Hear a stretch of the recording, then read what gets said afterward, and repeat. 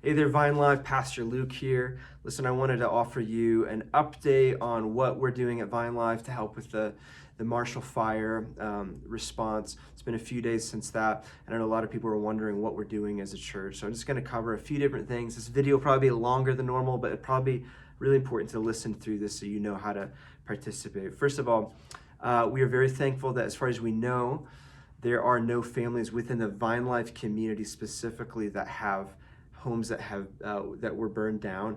Many were evacuated, since then have come back to their homes. So we're praising God for that. We do have a lot of friends, and I'm sure you have a lot of friends or friends of friends who did have homes that were taken. And so we're going to continue to pray for them and do what we can to surround these families in need. Secondly, I do want to thank you so much for the outpouring of love and support. We received so many emails and calls from those of you who wanted to contribute, open up your homes, make donations, and all across Colorado, it's been overwhelming to see the response.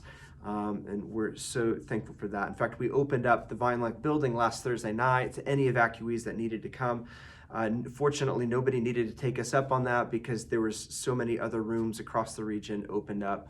But we're going to continue to do what we can and use the resources given to us and avail them to those in need. We are working with other area churches and organizations to just try to come around this thing. It's a very complex thing for how to help and how to get in here because of the levels of devastation.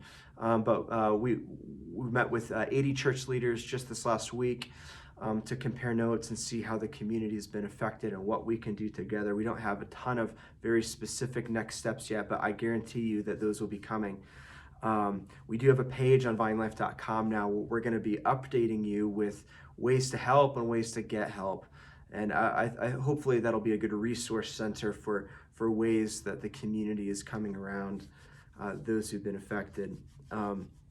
So there's a few other things, though, that are now apparent that we want to update you with. First of all, with a crisis like this, again, with the outpouring of love and support, all of the donation centers have just been full to the brim. In fact, so full that they've just said, stop bringing in donations. We can't store this stuff anymore. And so a lot of the supplies and basic needs have been met as far as we know. But we just want to encourage you and all of us to be as specific as possible. If you know of a specific family or a friend of a friend who's been affected, come around them, find out what their needs are, donate to them, pray for them, encourage them, bring them meals, and commit to them for the long haul. A lot of people are doing kind of general donations, and certainly there's a lot of need for that. But as those donation centers are full, come get as specific as possible. That's why on Sunday we welcomed Ken Atkinson and his wife Sherry. She wasn't able to come, but Ken came and shared the experience of their family, beautiful family who live in Superior. They're a missionary family. Ken and Sherry have 4 kids. They were renting in Superior. Their home was burned down, and they have nothing. And so we're able to come alongside of them. Vine Life is going to make a financial contribution to their family for their immediate needs, and you can too as well. In fact, we were able to gather a bunch of clothing donations from friends and those in the community and give that to Ken and Sherry, and they were so blown away by the love and support so far that Ken told me, he said it just feels like Christmas all over again. So we just want to encourage you to continue to do that. And we're going to continue to highlight other families and specific needs like that. For instance, we are friends with some of the staff in the town of Superior. I think we may have some opportunities to bring their whole staff meals and catered lunches and help go bless them because they're working overtime right now. We just want to keep them in our prayers as well. So we want to be as specific as possible with the families. Second thing, though, is we're not going to reinvent the wheel.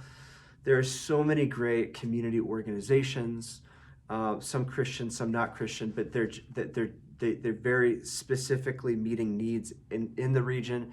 We're going to continue to serve them, support them, volunteer with them, and join with the rest of the community. Vine Life does have a fund set up now for Boulder Fire relief that when you go to vinelife.com/give and you give to Vine Life, you can also give to the Boulder Relief Fund. 100% of those funds will go to support specific needs. across the region. Third, though, just remember we're in this for the long haul.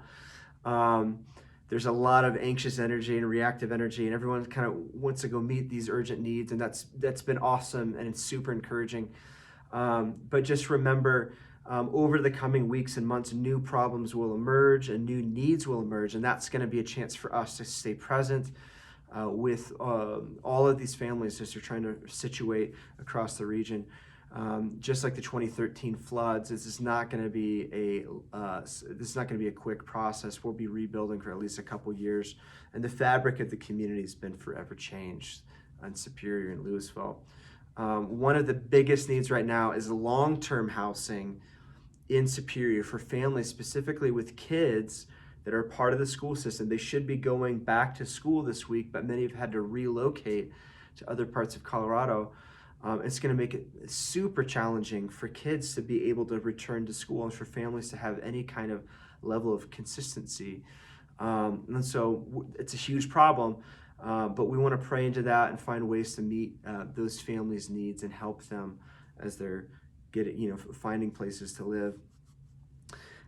So we're in this for the long haul, and we'll continue to update you on new needs. Fourthly, though, we want to listen to what the Lord wants us to do, and how can the church uniquely contribute to the situation, and how can you uniquely contribute to the situation. I was so blessed at church on Sunday. There was somebody after the service who was a filmmaker that was there, and they said, hey, I want to, maybe I can use my filmmaking skills to help this missionary family record a documentary style video to help them raise funds for their family and ministry moving forward, which is a fantastic idea. There's another group of ladies who said, what can we do to organize prayer efforts, maybe even set up tents or a website or a specific phone line where people can call and get prayer or emotional support, or we can just listen. Those are the kinds of things that we need to be thinking about. What has God given you that you can uniquely contribute?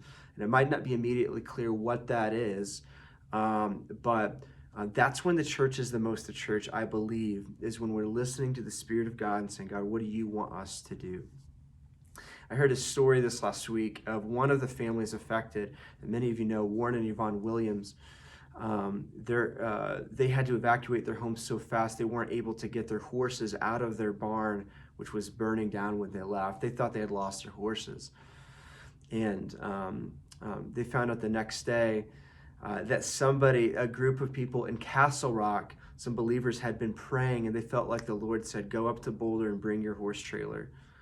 And so I kid you not, a group from Castle Rock came up to the Boulder area, not knowing where to go, started driving around the streets, went down Warren and Yvonne Street, found their house and this barn, went and checked the barn, found the horses, were able to rescue the horses, deliver them to a collective, a livestock center where a lot of the pets and livestock were being taken to, and able to find out it was Warren Yvonne's horses, and they were able to be reunited again. And it was just a fantastic story of what it looks like when believers are listening to the Spirit of God and responding. I think we need a lot more of those stories, and we're just praying for more stories of Spirit-filled encounters where we can go and meet specific needs in our community. And with that said, I just want to remind you that we're in this together. We're in this to serve our region as much as we can, and we're here to be a blessing as a church. That's what we're doing. That's what God's called us to at Vine Life. So I hope this update is helpful for you, and we'll keep you updated in coming days, coming weeks, and months. So God bless. Thanks, guys.